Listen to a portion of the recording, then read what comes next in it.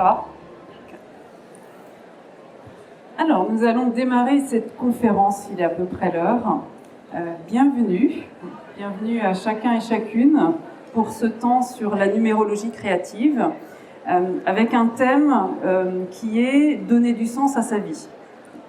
Et donc, ensemble, on va aller explorer à la fois les nombres, à la fois cette approche qu'on appelle la numérologie créative, et voir comment on peut peut-être trouver des pistes pour répondre à cette grande question. Je pense hier sur le salon, il y a justement un monsieur qui est venu me voir en me disant « bah voilà, ça fait quelques mois que je suis à la retraite et j'aimerais savoir justement comment donner du sens à ma vie ». Alors évidemment, ce n'est pas magique, la numérologie, mais on va voir qu'effectivement, ça peut donner des clés pour avancer. Alors, ce que je vous propose, c'est de vous expliquer un petit peu quelle spécificité a cette approche, puisque j'ai au moins deviné que certains d'entre vous connaissent la numérologie. Et donc souvent la question qui se pose, c'est quoi la différence entre la numérologie conventionnelle ou d'autres approches et la créative. Et puis ensuite, je vous ferai expérimenter un des outils qui s'appelle la double spirale de vie. Je vous proposerai de calculer vos nombres et puis on ira explorer différents nombres pour voir ce qu'ils peuvent amener concrètement comme information pour vous aider à cheminer. Et puis évidemment, si tout au long de ce temps, alors c'est vrai qu'avec le micro, la distance c'est pas toujours simple, mais n'hésitez pas à lever la main, à poser des questions. L'idée c'est aussi qu'on puisse être éventuellement dans l'interaction pour répondre au mieux aussi à vos questionnements. Alors, qu'est-ce que la numérologie créative ? Alors c'est une approche qui a été créée en 1997, elle va avoir bientôt 25 ans, par une femme qui s'appelle Colette Le Floch. Peut-être que certains connaissent ou ont déjà lu son livre. La première chose qui est importante à retenir, c'est justement cette notion de créative. Qu'est-ce qu'elle signifie ? Elle vise d'abord à vous, j'allais dire connecter, mais c'est un petit peu ça. En tout cas, vous aider à prendre conscience de vos potentiels, de vous aider à développer la confiance en vos ressources, de pouvoir mettre des mots sur quelle est cette identité profonde, quelles sont les spécificités de votre personnalité. Et donc, il y a d'abord un état d'esprit. Dans la numérologie créative, il n'y a aucun déterminisme, encore moins de prédiction.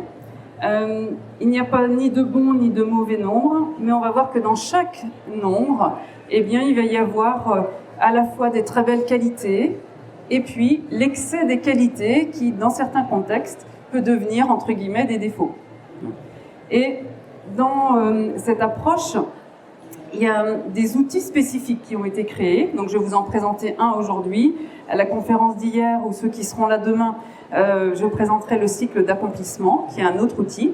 Et ce qui est intéressant, en fait, c'est que dans cet outil, notamment de la double spirale, qui parle aussi de l'esprit d'ailleurs, c'est que d'abord on considère qu'on n'est pas qu'un nombre. Souvent, en numérologie, si vous avez peut-être lu ou exploré des choses, on va beaucoup parler de ce qu'on appelle le chemin de vie ou la mission de vie. C'est ce qui est connu, qui est très intéressant. Mais ici, on va voir qu'on propose un chemin pour découvrir, accéder pleinement à ce qu'on peut appeler cette mission de vie. Et pour cela, on va intégrer différentes intelligences qui nous habitent.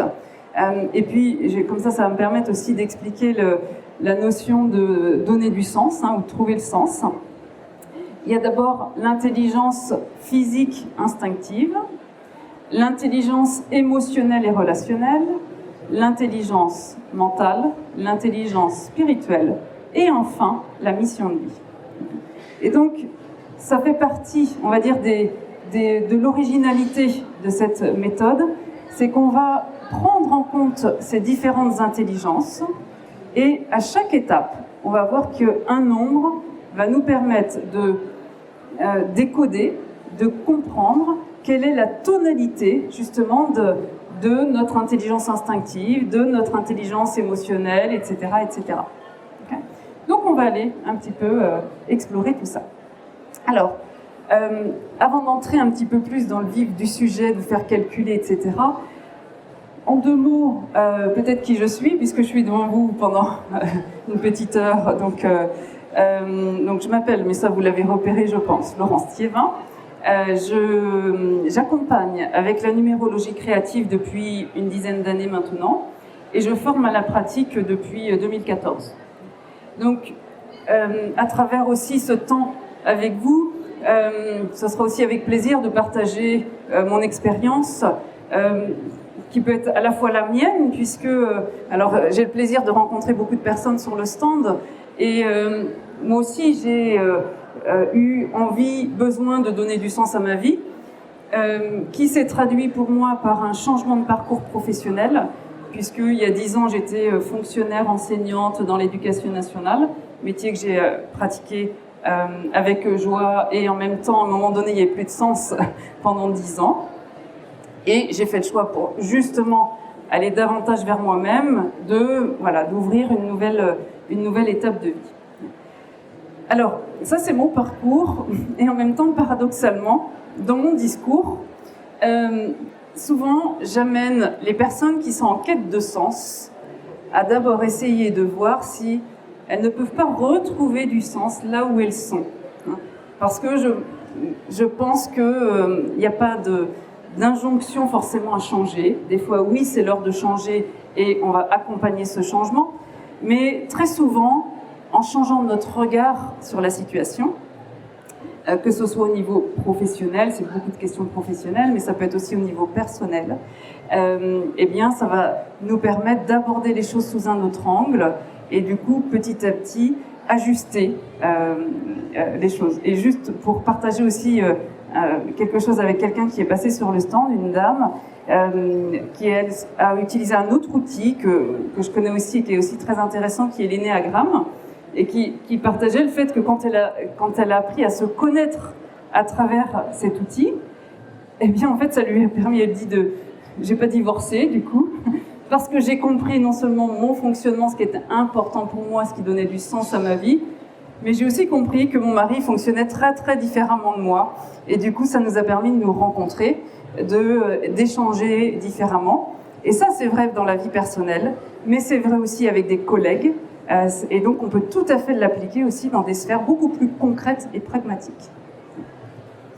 Alors, dans cet outil de la double spirale. Alors d'abord elle est double parce que on va à chaque fois explorer l'ombre et la lumière de chacune, on dit des énergies. Un nombre c'est comme une énergie. J'ai dit il n'y a pas de bon et de mauvais nombres, mais dans chacun on va aussi aller questionner nos points de vigilance. Qu'est-ce qui se passe quand justement j'exprime l'énergie dans une façon qui n'est pas adaptée au contexte, etc. Autrement dit, c'est une approche, comme d'autres évidemment, qui va nous amener du discernement sur qui on est, sur comment on fonctionne et comment on peut aller de plus en plus en cohérence avec soi. Alors, ce que je vous propose, c'est de faire un petit tour d'horizon de chacune des étapes et au fur et à mesure, je vous explique le calcul. Ce calcul, vous allez pouvoir le réaliser aussi au dos de la petite plaquette, que je vous ai transmise. Vous retrouvez le mouvement de la spirale. Bon, madame, tenez. Alors, le premier nombre qui apparaît, sur ce document, il apparaît avec un petit 1, mais c'est pour plutôt parler ici de la première étape. On parle aussi du premier plan. J'ai évoqué les intelligences. Cette première étape correspond à notre intelligence instinctive, de quoi on a d'abord besoin. Et le nombre qui va nous permettre de mieux comprendre comment fonctionne cette intelligence correspond à notre jour de naissance. Donc, en numérologie, on est sur on dit une base de 9, c'est un peu technique de dire ça, c'est-à-dire qu'on va utiliser les nombres de 1 à 9. Quand on va plus loin, on va aussi, pour ceux qui connaissent la numérologie, utiliser ce qu'on appelle des maîtres nombres, le 11, le 22, le 33. Donc on les prend bien en compte. Dans le contexte de cette conférence, je vous propose qu'on les mette de côté pour ne pas complexifier l'échange. Mais on les prend bien ici en compte. Donc votre jour, donc par exemple si vous êtes né le 23, vous allez faire 2 plus 3, ça va vous donner 5.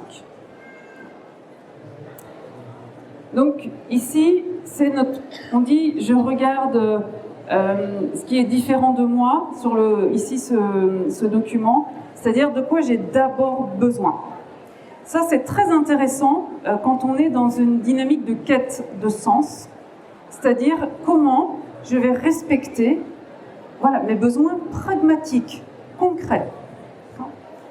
Et en même temps, c'est ce qu'on va apporter de spécifique. Dans la deuxième étape, ici, ça va correspondre, j'ai dit, à notre intelligence émotionnelle et relationnelle. Donc c'est le cercle qui apparaît le plus en haut, si vous voulez, sur votre document. Ça va correspondre techniquement à votre mois de naissance.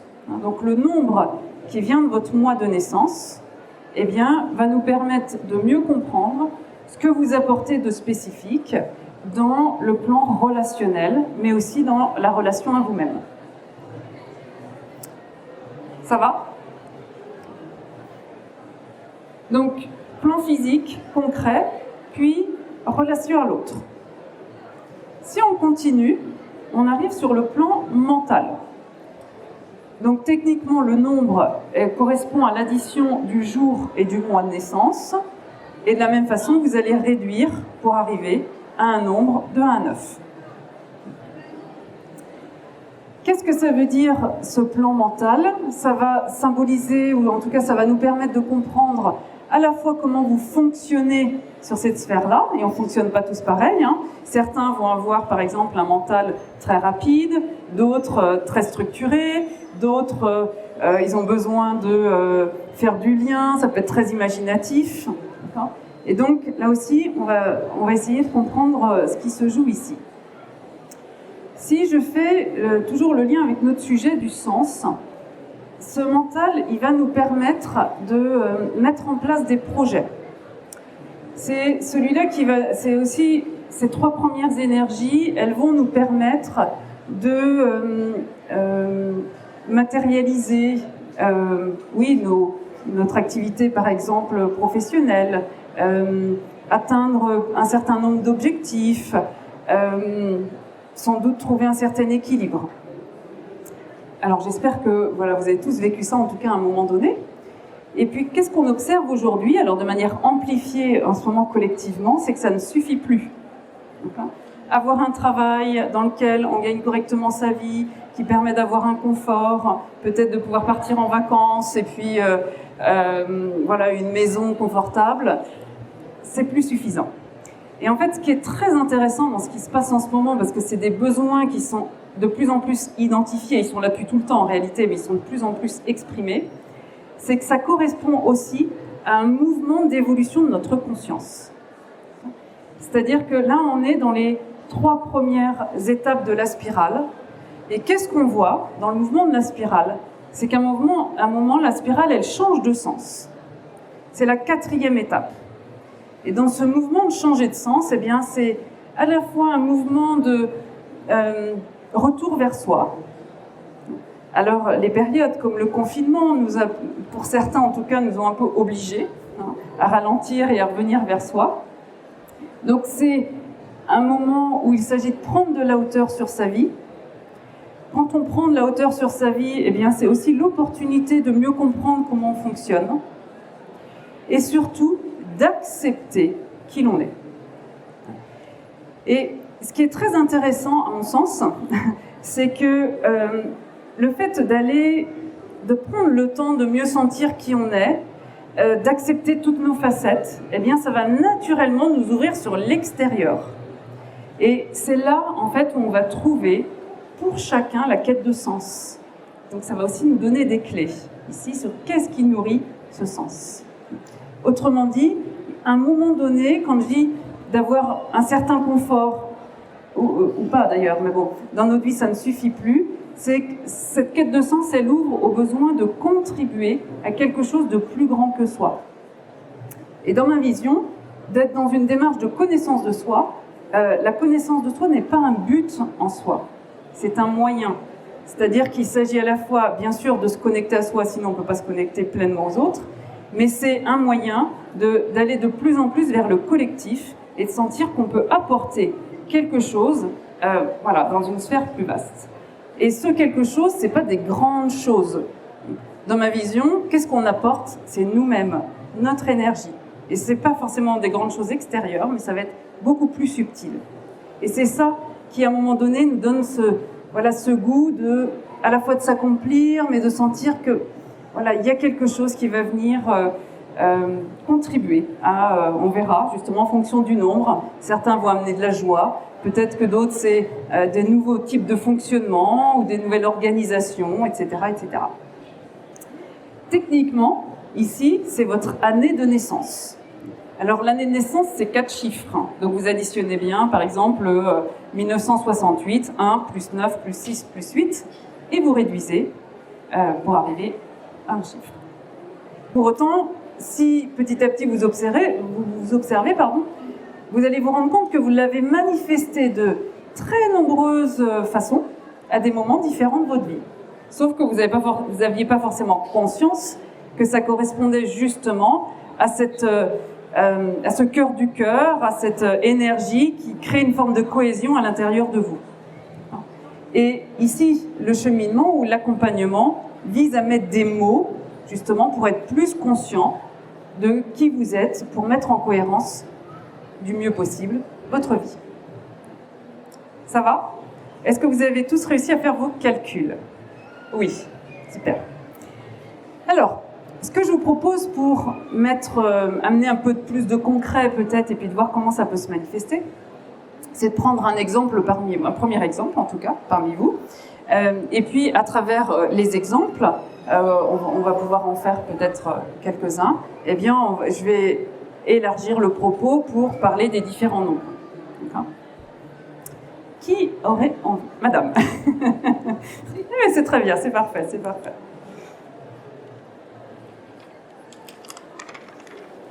Alors, quelle est votre date de naissance, s'il vous plaît?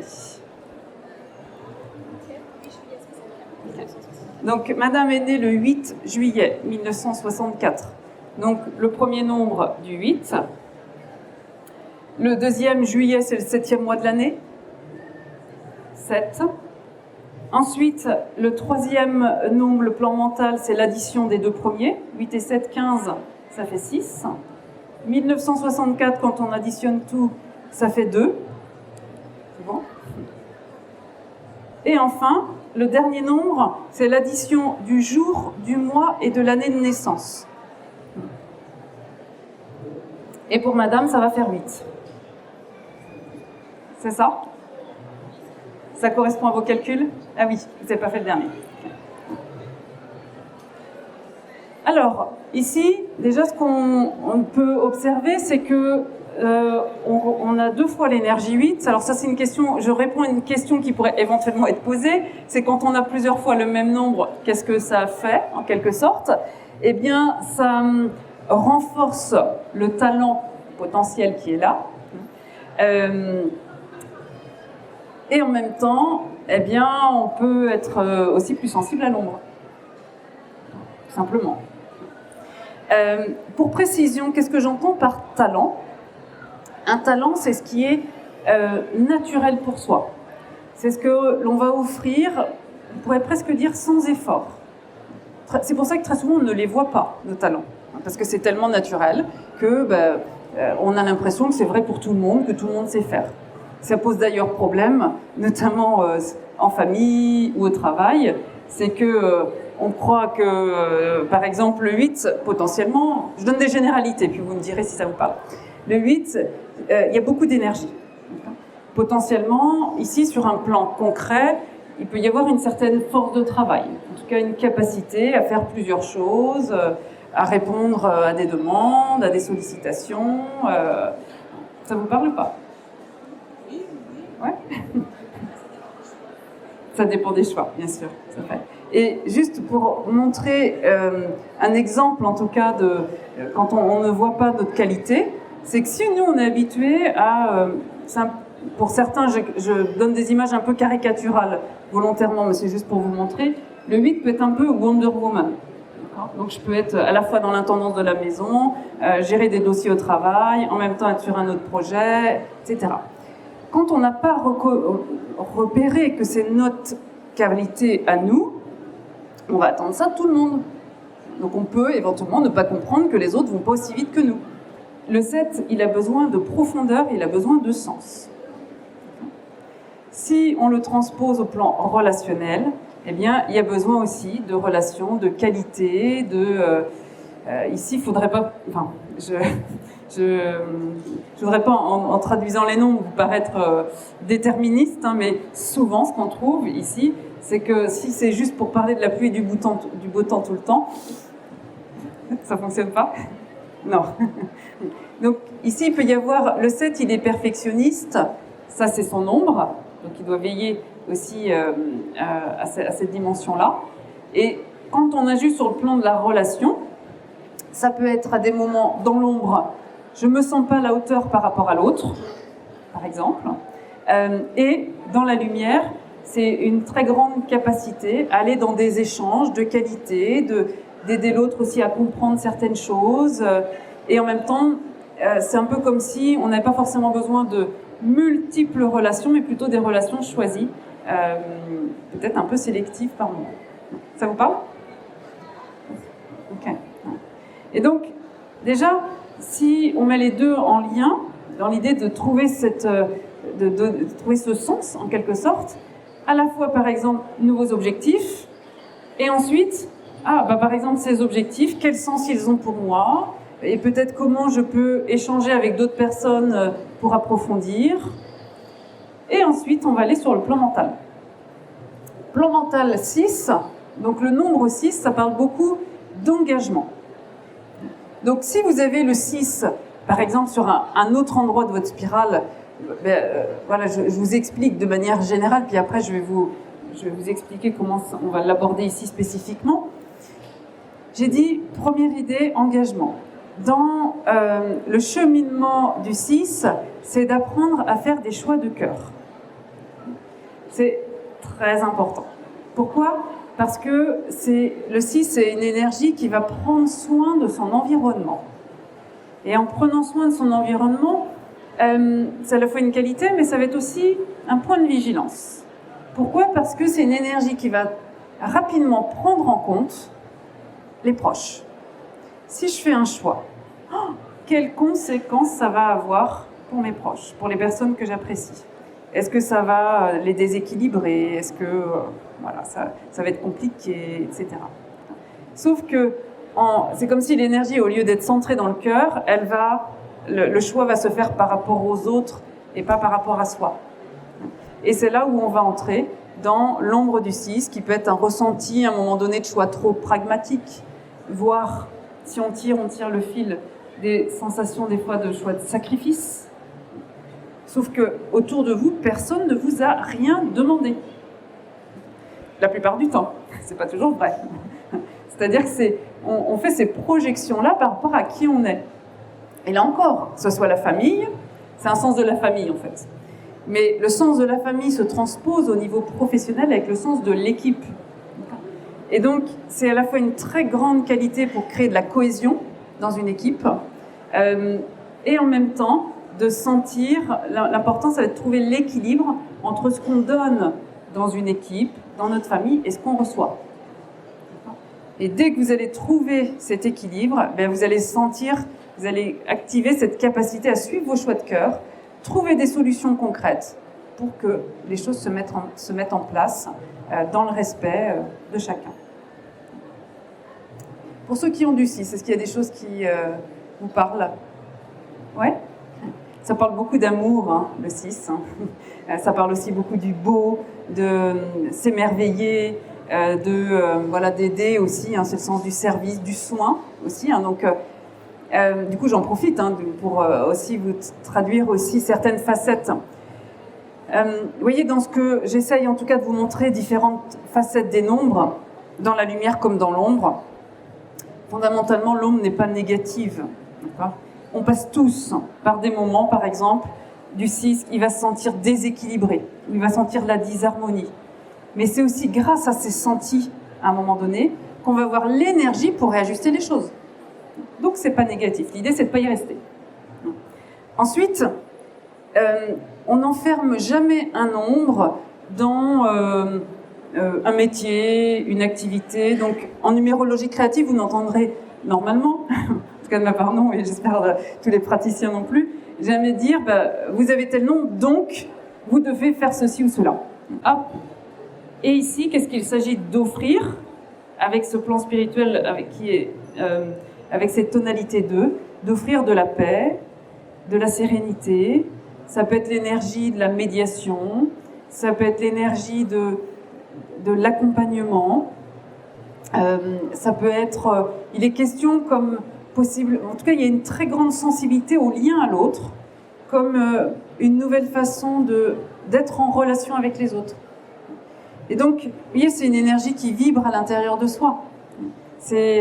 Oui, ça peut se manifester possiblement par une activité où il peut y avoir une tonalité de conseil, d'accompagnement, d'être dans le féminin, dans la douceur, la sensibilité. Mais ça peut être, j'évoquais par exemple l'exemple des managers, eh bien on peut être par exemple responsable ou manager, ou je ne sais pas ce que vous faites, madame, comme métier.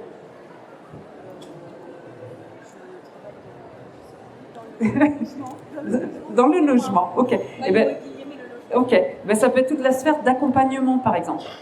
Et de se dire, quand j'échange avec quelqu'un, mais que ce soit un collègue, un partenaire professionnel ou quelqu'un qui peut bénéficier de services autour du logement, logement social. Okay. Et donc, comment justement je vais à la fois trouver des solutions concrètes avec le 6. Donc j'ai parlé tout à l'heure du sens peut-être du soin ou du service dans le 6. Mais pour aider les personnes peut-être à retrouver la confiance en elles, par exemple. Être comme un pont entre peut-être une période de vie pas forcément facile, puis vers quelque chose d'autre. Voilà. Donc il y a l'idée un peu d'être comme une intermédiaire, mais qui peut passer par le conseil, l'accompagnement. Et ça, c'est un exemple qui est intéressant. Par exemple, vous n'êtes pas conseillère. Vous n'avez pas ce rôle-là. Si ? Exactement. Et donc, c'est de se dire, dans un contexte, par exemple, madame, elle travaille dans le logement social, on peut dire. Voilà. C'est-à-dire que les personnes, elles ne viennent pas pour se faire accompagner en venant vous voir, elles viennent pour un logement. Ok, super. Et dans un deuxième temps, pour se faire accompagner. Et c'est de se dire que dans ce contexte-là, comment je peux créer le lien avec la personne, et il peut y avoir un peu comme un espace ressource pour les personnes pour ensuite continuer. Et ça ouvre à la mission ici. Et le 8, c'est l'énergie de la transformation. Et donc c'est comme si à la fois il s'agit régulièrement de vous connecter à votre capacité à réussir, à vous transformer, mais c'est aussi toute l'énergie de la résilience. Alors je ne sais pas si c'est un terme que vous connaissez, la notion de résilience, qui a beaucoup été développée par un auteur qui s'appelle Boris Cyrulnik, et qui évoque la capacité, en soi, qu'on a tous, plus ou moins, mais qu'on a potentiellement tous. Et cette thématique de la résilience est on va beaucoup la retrouver dans l'énergie 8 en particulier. C'est la capacité à traverser des épreuves, des difficultés et à en sortir grandi. Et donc ça peut à la fois possiblement évoquer votre propre vie, ou en tout cas votre parcours et sentir ça. Et ici, il s'agit d'apporter ça aussi dans votre environnement. Et donc d'aider les personnes à se reconnecter à leur propre capacité à se transformer, leur propre capacité à justement trouver leurs ressources intérieures, etc. Et ici, vous voyez, si on regarde que la mission de vie, c'est très intéressant parce qu'il y a plein de liens visiblement que vous pouvez faire. Mais ici, ce que ça propose, c'est que la porte d'entrée, ça va être le 2.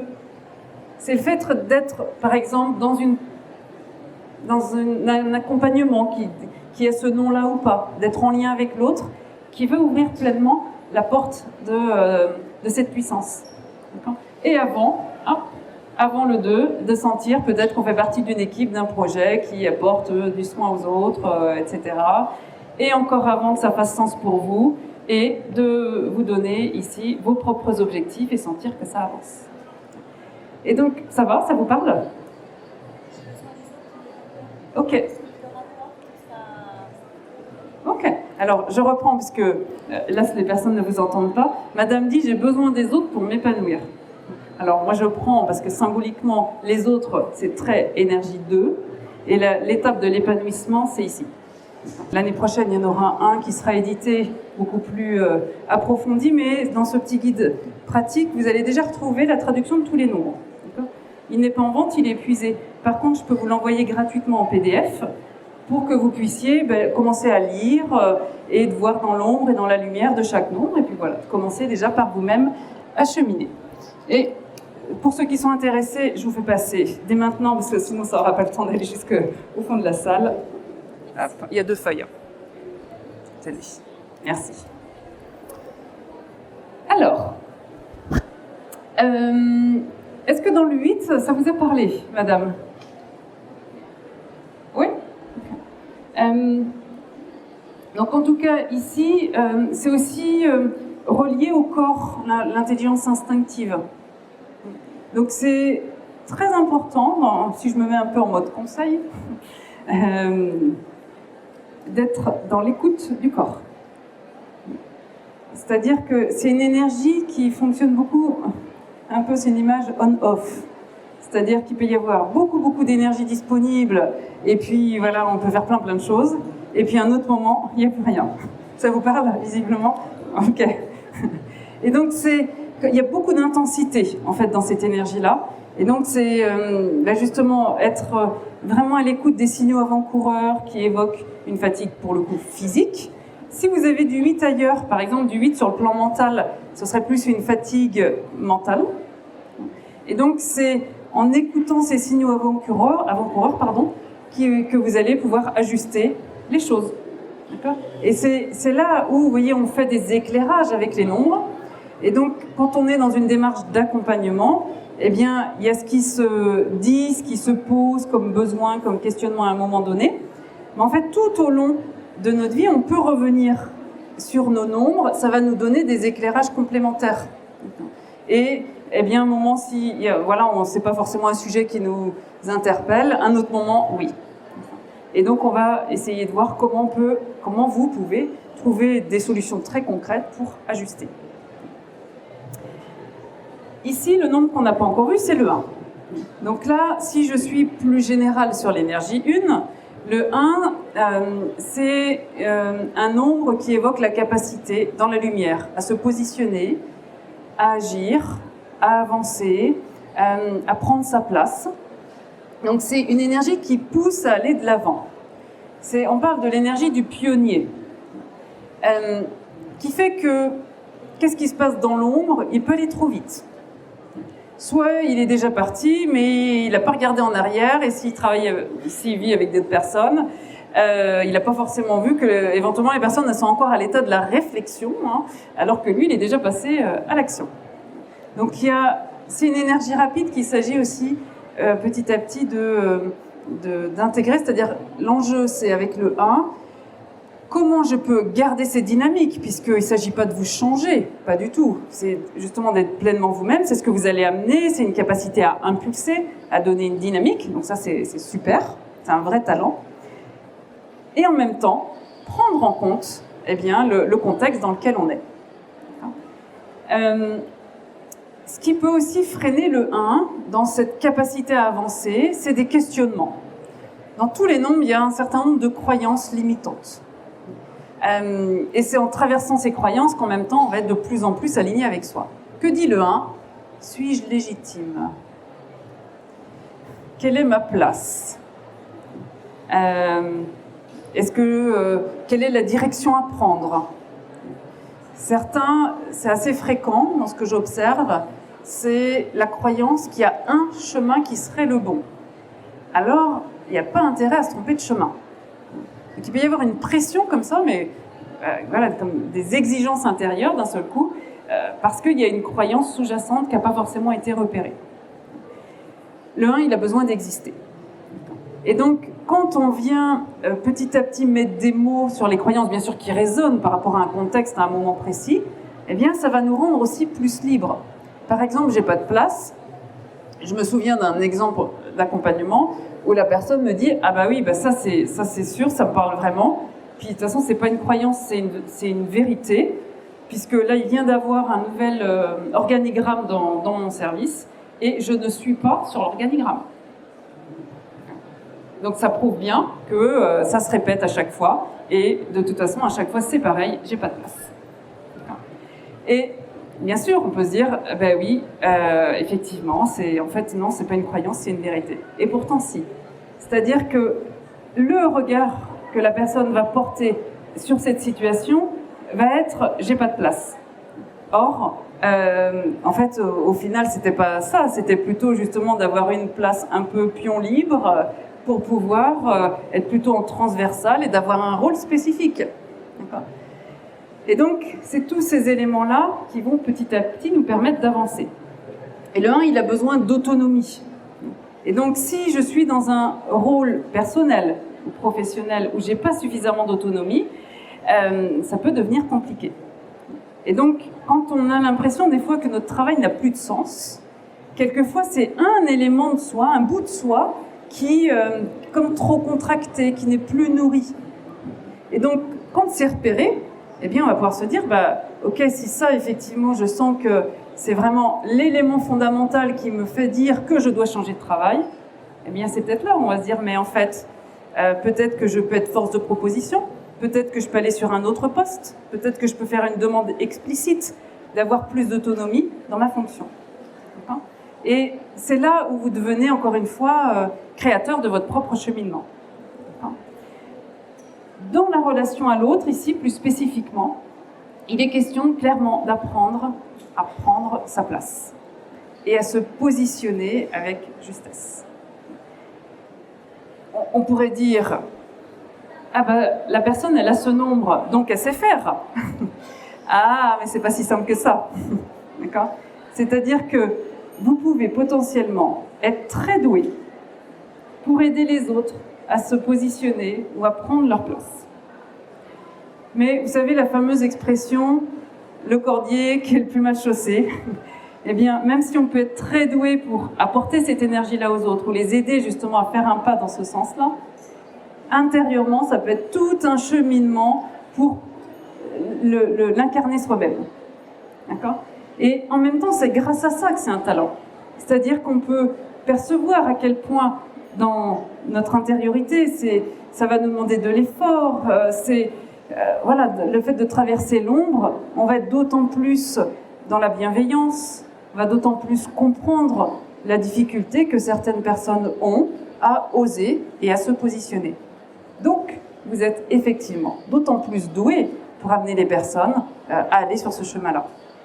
Même si, pour soi-même, eh bien, on sent qu'il y a tout un chemin à faire. Il y a des personnes qui vont être très sensibles aux produits innovants, mais ça peut être l'informatique, les derniers, la technologie avancée, ça peut être, vous voyez, ça peut complètement se traduire sur un plan beaucoup plus concret. Et donc, ici, il s'agit de vous nourrir, en quelque sorte, à la fois d'informations et de choses déjà pour vous-même qui vous font du bien. Dans les points de vigilance du 9, à trop se mettre à la place de l'autre, on perd son identité. À prendre en compte la vie de chacun, c'est comme si le 9, il pouvait comme se déplacer, se mettre dans la tête des autres. Ben, vu du point de vue de l'autre, c'est intéressant. Et quelqu'un qui a un autre point de vue, si je me mets aussi de son point de vue, effectivement, c'est différent, mais c'est aussi intéressant. Et au bout du compte, mais oui, ben en fait, quel est mon avis à moi ? Donc il y a quelque chose ici qui peut se perdre dans le collectif, se perdre dans les concepts. Et le 9 peut avoir du mal à ancrer et à incarner les choses. Donc c'est intéressant qu'il se fasse aider pour faire en sorte que les idées qui peuvent être très intéressantes et innovantes, eh bien, se concrétisent voilà, pour vous et puis pour les autres. Qu'est-ce que je pourrais dire dans l'ombre du 9 ?